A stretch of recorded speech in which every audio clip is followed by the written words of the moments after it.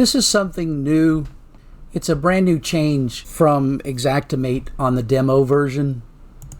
And I wanted you to see this before you get to the video where you start your project, because normally when you start a project, the first thing it does is it'll ask you what price list you want to use.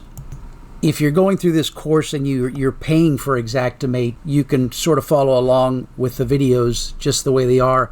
I probably would recommend the only change is not using the training price list. That training price list is so old that it's not a great price list to use. So I would just try using by zip code. Just use a zip code for your area. Now, if you're using the demo, the free 30-day demo, which now is only available if you sign up for training, but if you're taking this course, that was available to you. If you're using the demo, what's going to happen is when you create a new project, you're going to give it a name, and then after you click to start the project, to open up the project, this is what you're going to see. You're going to see here this price list download, and what it's going to do is they're only allowing the downloads for the certification test to be downloaded. They don't want you to be able to download any price list because they don't want you making money off the program until you're paying for it. I guess that makes sense.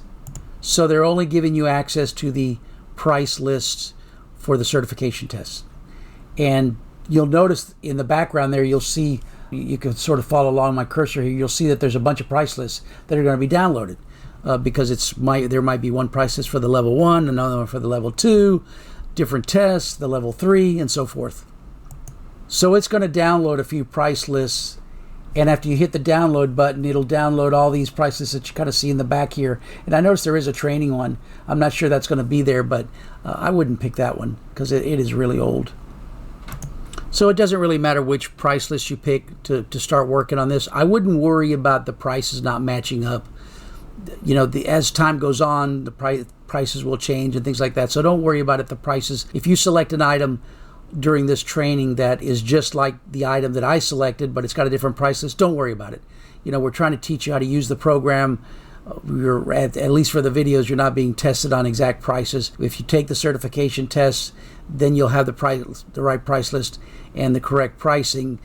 My concern is you want to make sure you have the correct item, because if you have the correct item, you'll have the correct price. So don't worry about if your price doesn't match mine, because mine, the video may be an older version and you're using a newer price list. So like I said, I'm putting this video, this is a video that's been done way after the course videos, but I wanted you to see this before you open up a project so you're not confused by the video that shows you how to open up the project, because things have changed. All right, so we'll see you at the next video.